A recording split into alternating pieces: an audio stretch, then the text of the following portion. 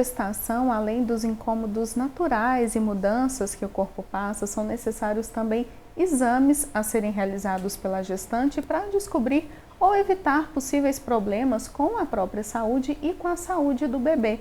Quem vai falar um pouquinho sobre esse assunto comigo hoje é a ginecologista e obstetra Thelma Figueiredo.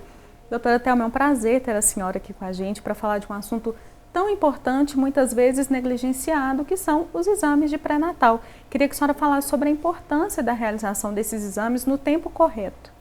Sim, o pré-natal é importantíssimo para a gente conseguir ao final um bebê e uma mamãe saudáveis.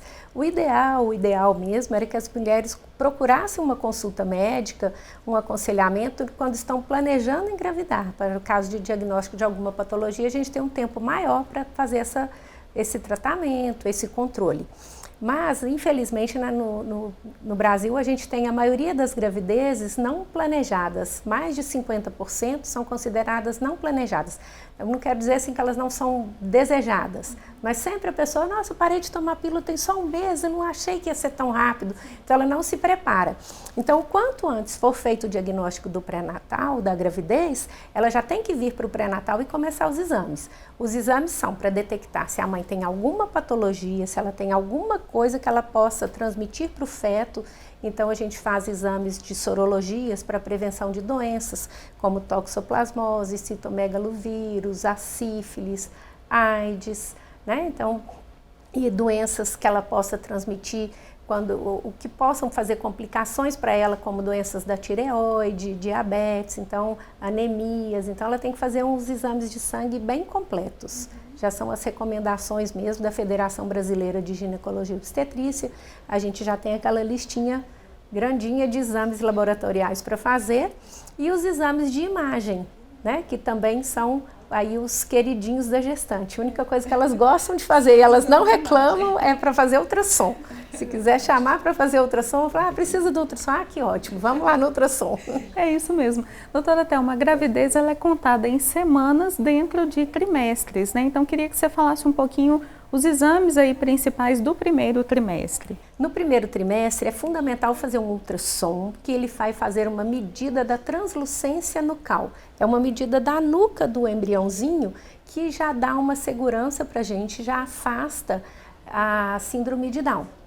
Então é um exame que com 12 semanas a gente já consegue eliminar uma grande chance e já dá uma tranquilidade muito grande para a mãe de que é uma criança perfeita e é também uma época boa para a gente estabelecer direitinho a idade gestacional, porque como você disse, essa contagem em semanas, esses meses, com o tempo a gestante esquece qual foi a data da última menstruação, que é quando a gente começa a marcar.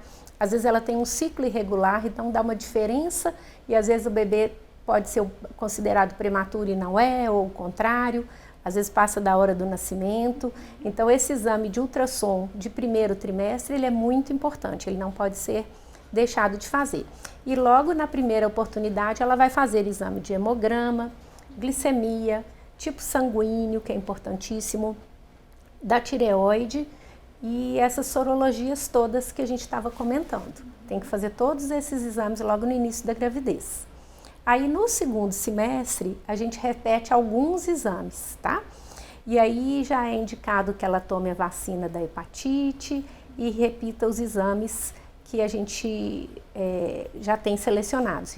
Geralmente repete, se for RH negativo, a gente repete o cumbis indireto, toxoplasmose, se ela for susceptível, tem que repetir também. Mesmo quando ela já tem imunidade, é bom repetir para ver se não houve nenhuma variação. O hemograma para acompanhar como que ela está indo, porque o feto ele vai puxando tudo para ele. Então, às vezes a mamãe entra em anemia. E a anemia aumenta o risco de hemorragias, de complicações, interfere no desenvolvimento da criança. Então, no segundo trimestre tem, de novo, exames de laboratório para fazer e o de urina, a urocultura, que eu tinha esquecido de dizer, que a gente faz também de novo, porque às vezes a gestante tem muito sintoma urinário que se confunde. A gente às vezes não sabe se ela teve uma infecção urinária ou se é só a compressão da cabecinha do bebê que está causando aqueles sintomazinhos. Então a gente tem que fazer exame de urina também, porque a infecção urinária ela pode ser muito grave, levar a gestante às vezes até para uma septicemia e ter que fazer um tratamento em CTI, algumas complicações. E aí vem outro ultrassom importante, que é o ultrassom morfológico. Esse ultrassom é feito entre 18 e 24 semanas, preferentemente com 22 semanas, e ele examina o bebê todinho por dentro, todos os órgãos. Aí observa tudo, a formação do encéfalo, observa se o bebê tem o esôfago certinho, a formação da boquinha, do nariz, a face, observa o esôfago, se engole, o fígado, o estômago, os rins. Aí o neném já nasce todo examinadinho, dá para contar os dedinhos, é um exame muito bacana também de ser feito. Ele dá as dimensões do bebê também, né? Para saber se está tudo proporcional, o comprimento dos ossos, o peso, se está tudo proporcional, é um exame também muito importante. No segundo trimestre tem aquele exame da glicemia teste de glicemia, sim, que é terrível, inclusive. É muito ruinzinho, porque tem que fazer a dosagem da glicose depois de tomar um produto no laboratório que tem uma glicose, né? O destrozol, 75 gramas de um açúcar.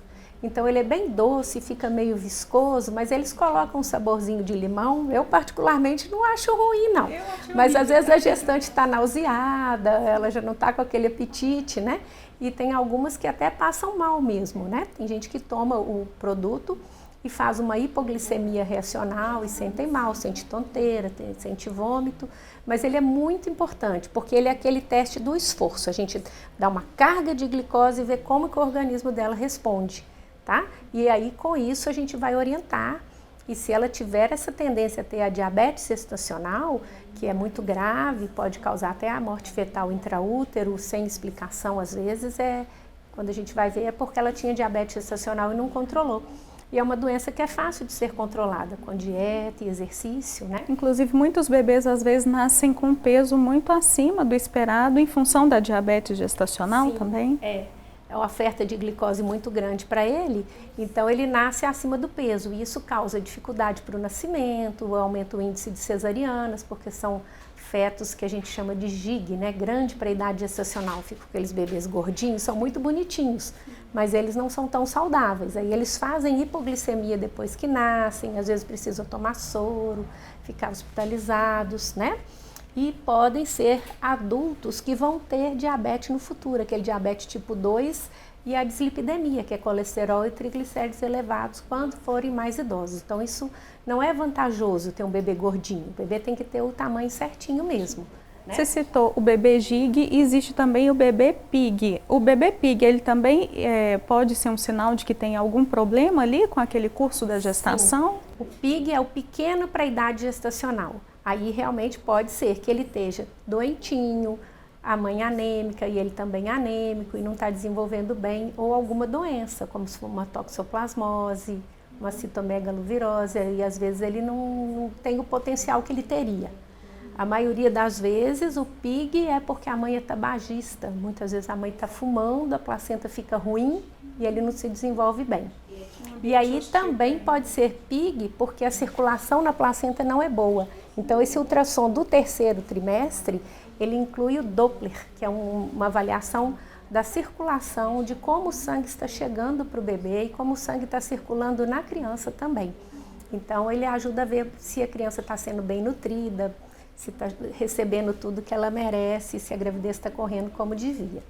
E no terceiro trimestre tem mais um exame que elas não gostam, que é aquele exame do cotonete, né? O teste do cotonete é um suave nasal, como o nasal parece com o do Covid, agora todo mundo já conhece, né? É aquele cotonete estéreo, longuinho, e a gente passa na entradinha da vagina e na entradinha do ânus. Não dói, não é agulha, não tem nenhum desconforto, só é desconfortável porque a mulher tem que se expor um pouquinho, quer tirar a roupa.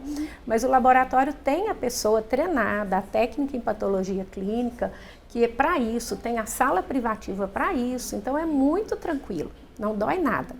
E aí esse exame ele é feito na 35ª semana de gestação, para a gente ter um parâmetro. Se a mulher for portadora da bactéria, né, o Streptococcus do grupo B, ela precisa, no momento do parto, idealmente 4 horas antes do nascimento do bebê, receber uma dose de penicilina, para evitar que essa criança nasça com pneumonia congênita, que faça septicemia, que tenha alguma infecção. Então dá um certo desespero, porque se o exame vem positivo, elas já querem tomar o antibiótico de uma vez. Ai, não quero ficar com esse bicho no meu corpo. Não é esse o caso. Não adianta, porque é uma bactéria que ela circula mesmo na nossa população e no nosso organismo. Então, assim, a gente só consegue estabelecer que se a gente fizer essa profilaxia com antibiótico, vai ter um benefício muito grande. Mas não tem como tratar antes, não. É só no momento correto mesmo. Queria que você falasse sobre o ecocardiograma fetal. Muitos bebês nascem com cardiopatias congênitas. O ecocardiograma ajuda nessa detecção desse problema? Ajuda muito. O ecocardiograma fetal, ele é um exame que ele já examina o coraçãozinho fetal. Mas como a gente disse, no ultrassom morfológico já é feito esse exame também.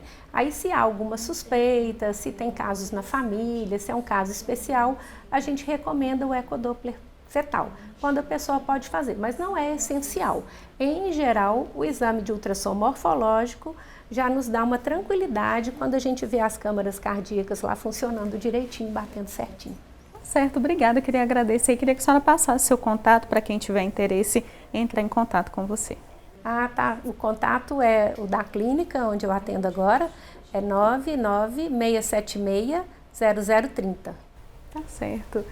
Vocês viram, né, futuras mamães, a importância de ser bem informada e saber quais os exames você precisa realizar. Converse com seu médico, converse com a sua equipe, se informe e exija os seus direitos. Até a próxima!